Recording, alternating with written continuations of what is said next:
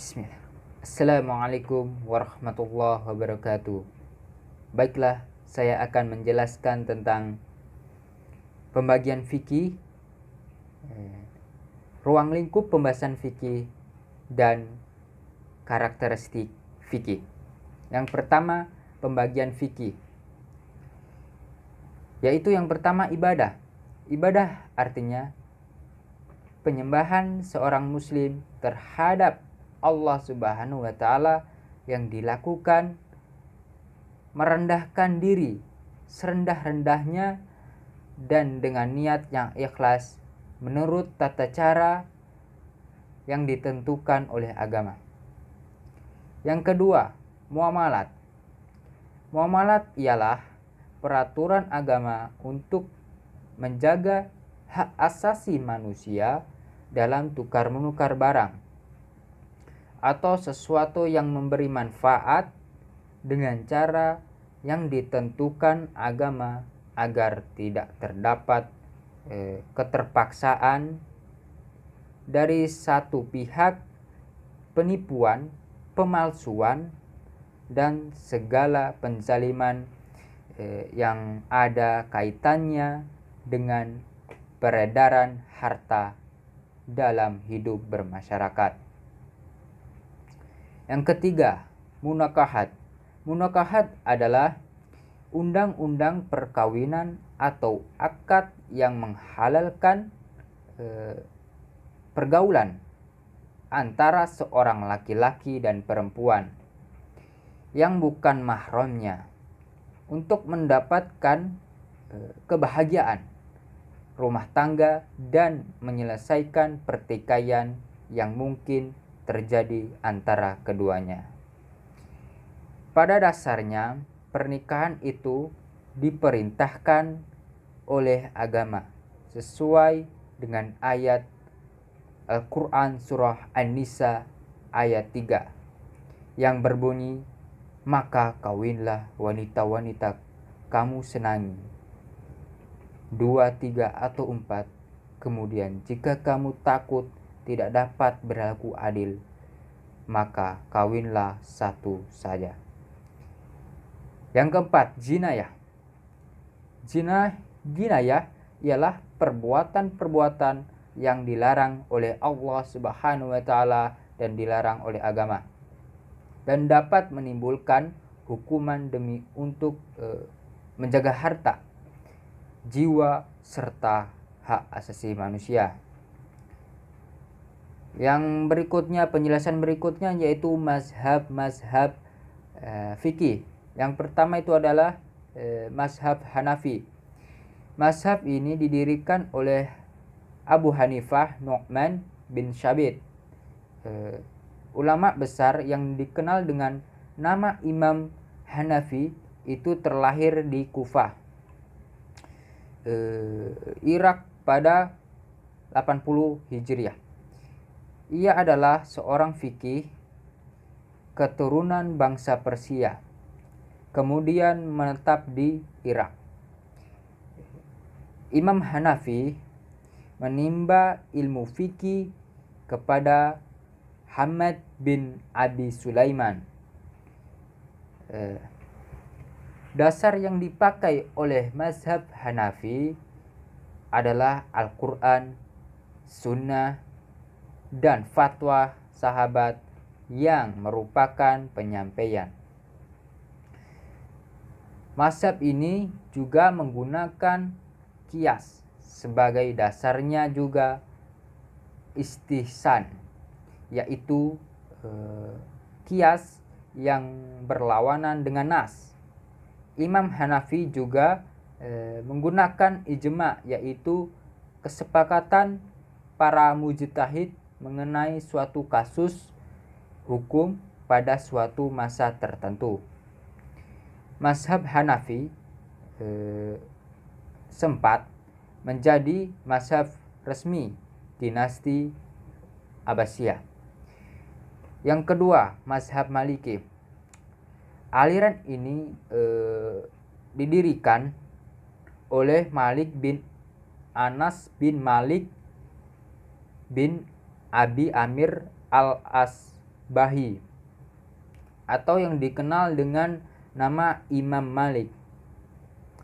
Ia lahir di Madinah pada 93 Hijriah dan wafat pada 179 Hijriah. Imam Malik adalah seorang ahli hadis dan fikih yang paling terpercaya. Ia menguasai fatwa Umar bin Khattab, Abdullah bin Umar bin Khattab, dan Aisyah binti Abu Bakar. Pada awalnya, Imam Malik memfokuskan studinya pada ilmu hadis. Ia mengarahkan perhatiannya pada fiqh ra'yu atau penalaran, ahli Madinah yang diterimanya. Imam Malik tidak mau memberikan fatwa terhadap kasus belum pernah terjadi, walaupun hal tersebut diramalkan akan terjadi. Ia juga tidak ingin memutuskan fatwa terkait wewenang hakim. Dalam menanggapi pemikiran yang berbeda dalam masalah kaidah, sang ulama besar itu selalu menggunakan fikih dan hadis sebagai jalan keluarnya. Kitab terbesar Imam Malik adalah Al-Muwatta, yaitu kitab hadis pertama yang pernah disusun.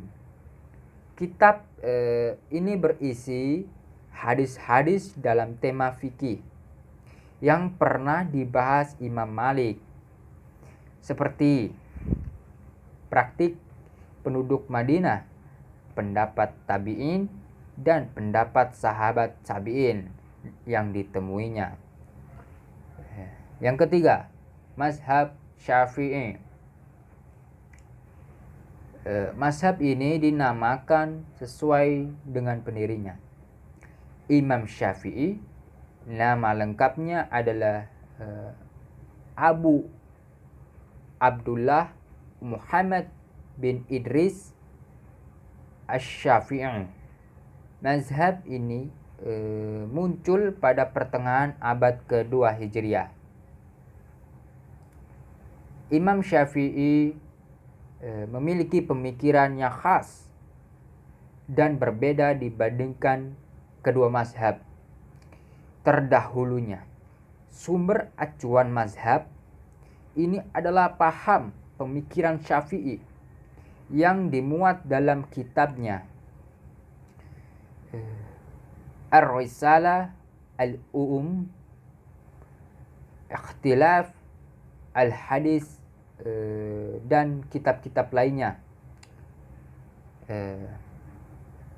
Mazhab Syafi'i mempunyai dasar Al-Quran, ijma', dan qiyas.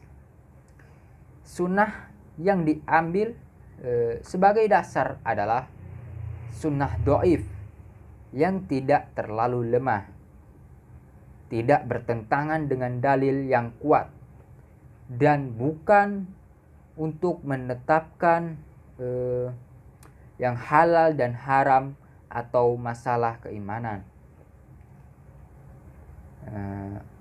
Dalam mazhab ini, hadis mempunyai kedudukan yang tinggi, bahkan disebut-sebut posisinya setara dengan Al-Quran. Yang keempat itu adalah mazhab Hambali.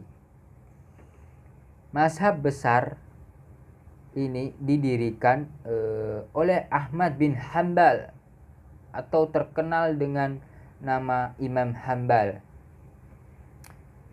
Ia merupakan keturunan dari Rasulullah SAW dan telah ditinggal ayahnya sejak kecil. Ia diasuh oleh ibunya di bawah pengawasan pamannya. Imam Hambal menuntut ilmu di kota ilmu pengetahuan Baghdad. Di sana ia belajar tentang keislaman seperti hafalan Al-Quran, hadis, dan sejarah Rasulullah SAW. Sunnah dan yang dikumpulkan Imam Hambal berasal dari hadis Muhammad SAW serta fatwa sahabat. Saat berusia 40 tahun, ia mulai mengajarkan fatwa mengenai fikih. Corak fikih yang diajarkan berpedoman pada sunnah Nabi Muhammad SAW. Ia tidak menulis buku tentang fikih, melarang murid-muridnya menuliskan fatwa yang disampaikannya. Namun Imam Hambal menulis satu kitab, yaitu Al-Musnad, yang berisi kumpulan hadis yang diriwayatkan Ahmad dari para perawi terpercaya. Ya, yang penjelasan berikutnya itu adalah ruang lingkup pembahasan fikih. Ya, ruang lingkup pembahasan fikih ini terdapat pada ilmu fikih adalah semua hukum yang berbentuk amaliyah untuk diamalkan oleh setiap mukallaf. Mukallaf artinya orang yang sudah dibebani atau diberi tanggung jawab melaksanakan ajaran syariat Islam dengan tanda-tanda seperti balik, berakal, sadar, sudah masuk Islam. Ilmu fikih adalah hukum yang bertalian dengan perbuatan orang mukallaf, yakni orang yang telah akil balik dan mempunyai hak dan kewajiban. Adapun ruang lingkupnya yaitu hukum yang bertalian dengan hubungan manusia dengan Khaliknya atau Allah Subhanahu wa taala. Hukum-hukumnya itu bertalian dengan hukum-hukum ibadah. Yang berikutnya itu adalah hukum-hukum yang bertalian dengan muamalat, yaitu hukum-hukum yang mengatur hubungan manusia dengan sesamanya, baik pribadi maupun kelompok. Hukum-hukum munakahah. Pernikahan ini sering juga disebut dengan hukum kekeluargaan, al-ahwal as-sasiyah. Hukum ini mengatur manusia dalam keluarga, baik awal pembentukan sampai pada akhir. Yang berikutnya adalah hukum jinayah atau hukum perdata, yaitu hukum yang mengikat manusia dengan kehidupan sehari-hari dalam berbangsa dan bernegara. Ya, baiklah, penjelasan yang berikutnya ini adalah karakteristik fikih. Yang pertama itu adalah bersumber dari wahyu ilahi.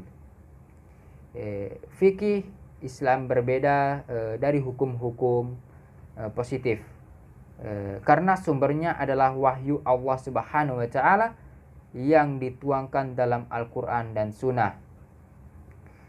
Karena itu dalam mengambil kesimpulan hukumnya,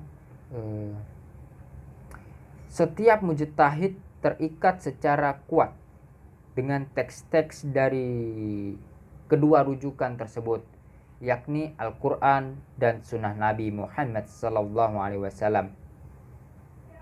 Setelah itu tidak ada yang tersisa kecuali menerapkan syariat sesuai dengan kemaslahatan manusia yang sejalan dengan tujuan utama yang ditetapkan syariat Islam.